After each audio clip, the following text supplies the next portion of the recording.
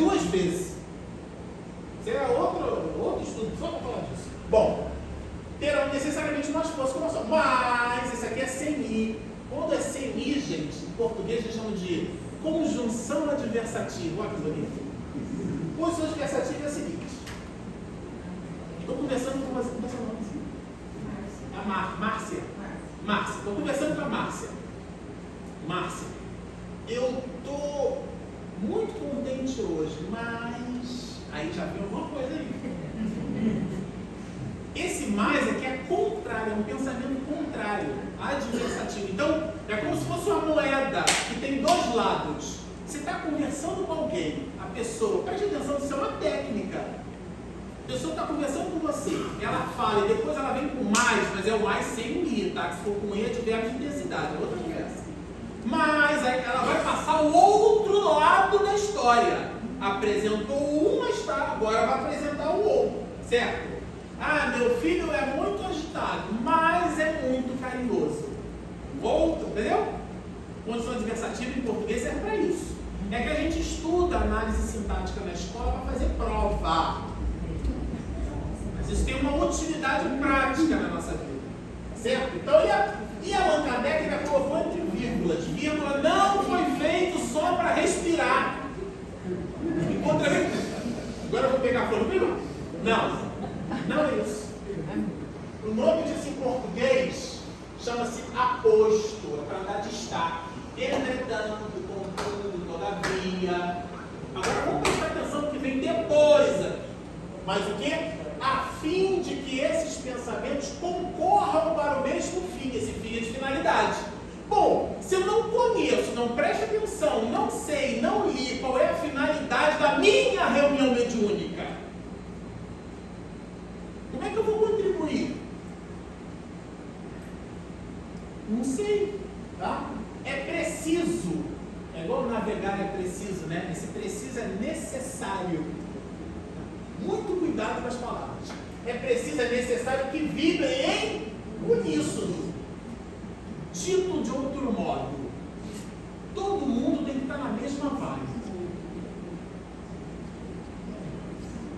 A preocupação é com o trabalho. O trabalho é o indivíduo, é um ser coletivo, é um ser. É um ser. 20 pessoas ali reunidas, 15, a gente já vai falar de número. Aquilo forma uma unidade que tem características próprias daquele grupo. Nada de fazer Ctrl+C, Ctrl+V naquele grupo, como se fosse receitinha de bolo.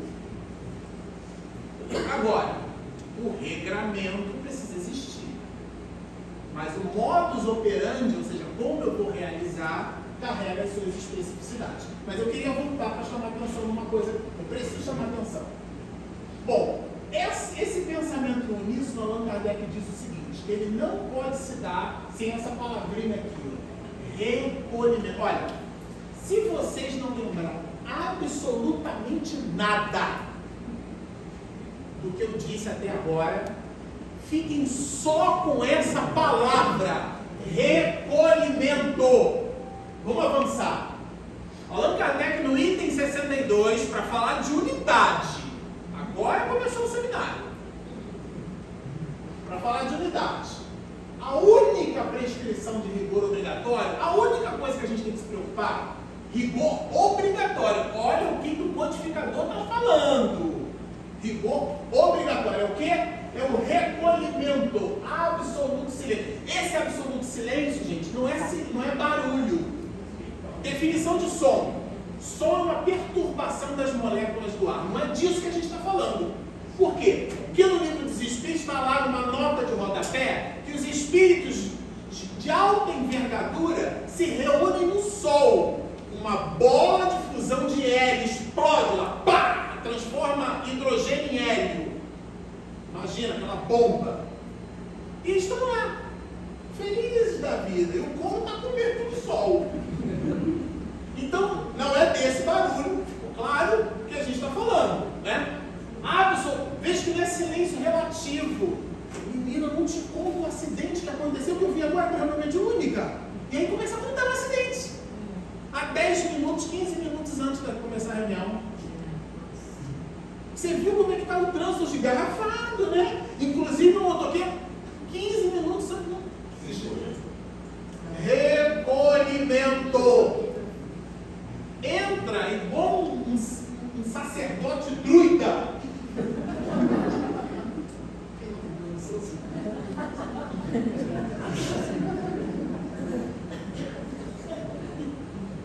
Mas evita. É claro, né? Eu estou exagerando. Vou citar Aristóteles aqui. Os extremos são vícios. No meio deles é que está a virtude. É um conceito de temperança. Um conceito filosófico de temperança. Tá? Claro que eu estou citando os extremos, como assim, é uma caricatura, né? Claro que ninguém vai fazer isso, né? Vai entrar o médium principal, né? Ou ele entra primeiro, ou ele entra por último, né? Ele entra, dá boa noite assim nas pessoas, né? Com a mãozinha. Tolice que não embaixo da mão, né? Não é isso. Mas esse recolhimento, olha, evidentemente, ou seja, de modo evidente, é claro, é óbvio. É óbvio que o local não exerce a menor influência sobre o fenômeno. Aqui ele está falando de fenômeno físico, inclusive. Tá? Que é o item 148. Ó, a não ser facultar maior recolhimento. De novo, recolhimento. Mais adiante, item 204. Uma coisa ainda mais importante a ser observada do que o modo de fazer a evocação, porque ele tem um capítulo, né, se não me engano, no capítulo 26, que ele trata da evocação dos espíritos. A gente pode evocar. Se o espírito vem ou não, é outra conversa. Mas chamar, quem tem boca, né, fala o que quer. Aliás, tem uma expressão para isso que tem boca vai a Roma, né? É vaia, né? Ah, é de vaiar, né? Mas depois ficou vaiar no sentido de ir.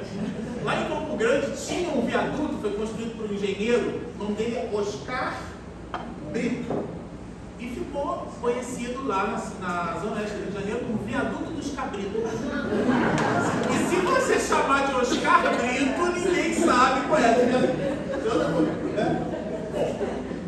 Uma coisa ainda mais importante do que fazer invocação é o quê?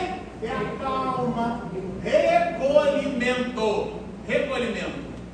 São elementos de unidade. Como é que você identifica uma reunião mediúnica séria?